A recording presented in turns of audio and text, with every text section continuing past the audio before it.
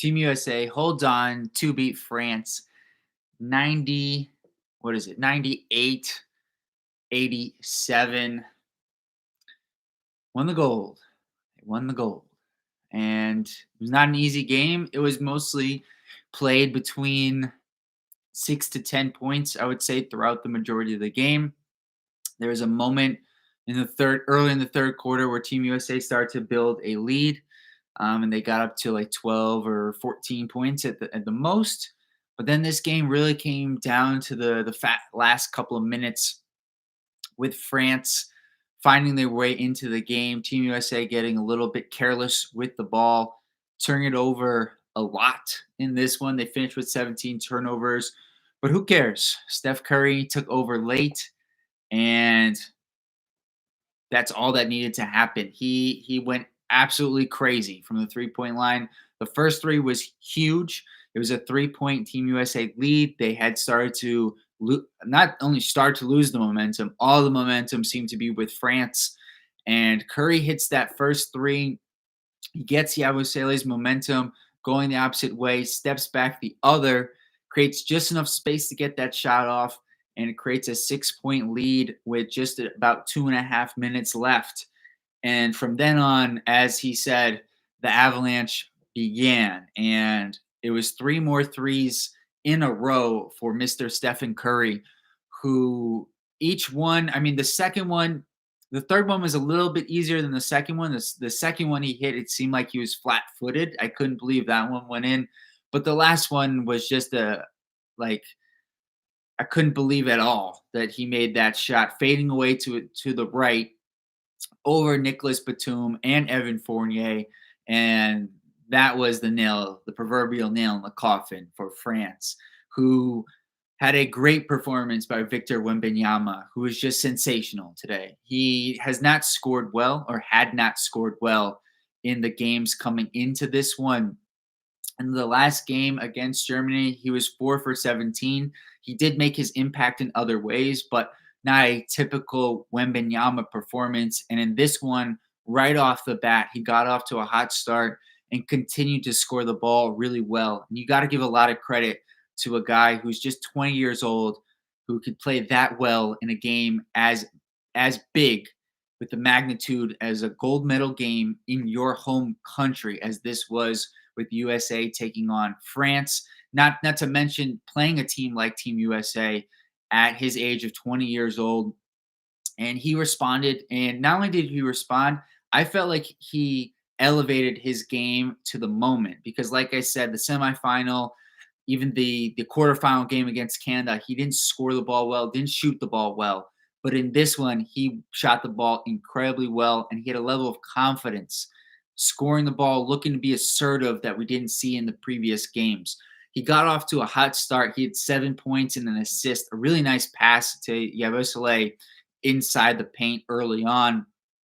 And Joel Embiid, I know there's the game in the regular season where Embiid, I think, had like 70 points against the Spurs. Joel Embiid could not guard Victor Wembanyama, and it was a great decision for Steve Kerr to go with Anthony Davis for the majority of the minutes at the center position towards the back half of this game, because I know Steph Curry took this one home for Team USA, and he sealed the game and really helped them escape, because at the end it was getting a little bit dicey, right? Those last couple of minutes with the turnovers, bad shots, etc. But there was a period in this game, late third quarter, early to mid fourth quarter, really, where Anthony Davis was the person who I thought, if Team USA is going to win this game, that's who's going to be the first person I'm talking about, because he was fantastic, just fantastic in this game.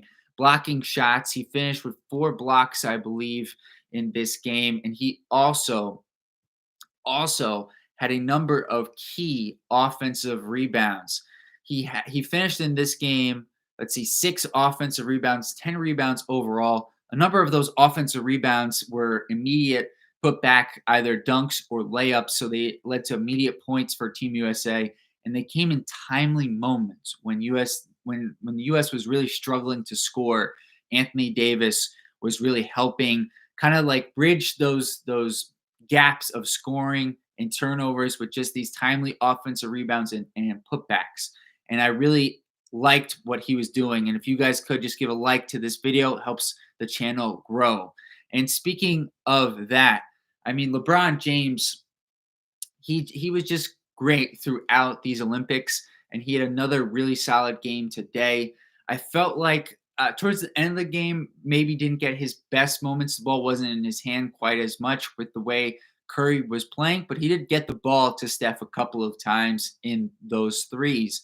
But I felt like, especially early on, when France started the game strong, it was LeBron who was kind of being the counter punch to what France was doing early. And that was really important because this game being in France, obviously in Paris, there was a lot of potential for France to get a lot of momentum early on and use their home crowd to their advantage. And they were able to do that, I would say, at times, but it never felt like the crowd really was able to have a big impact on this game. There was a moment early on, in the first quarter, where France went on, actually second quarter, France went on an 8-0 run early in the second quarter, and it went from a 24-17 USA lead to 25-24 lead for France. And that was the last time France had the lead in this game. They just couldn't get the momentum back.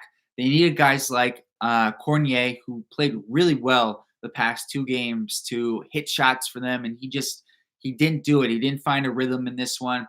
He was 0 for 5 from the field, 0 for 2 from the free throw line. And France just needed another guy to step up besides Wembanyama and Gershon Yabusele, who also, as good as Wembanyama was today, Yabusele was also really good for France. Obviously, that huge and one dunk over LeBron, which was crazy. That was an awesome play for Yabusele and for France. And unfortunately for France, I'll actually say this. Nando De Colo really stepped up today. He had a number of timely shots, big. He had a big three. He had a nice finish towards the end of the game before Steph Curry's three, where he got it down to a 3-point game. He had a nice finish inside. And then he just did a really good job of kind of settling France, whereas I felt like some of their other guards, Strazel, Albasi, didn't quite do as good of a job.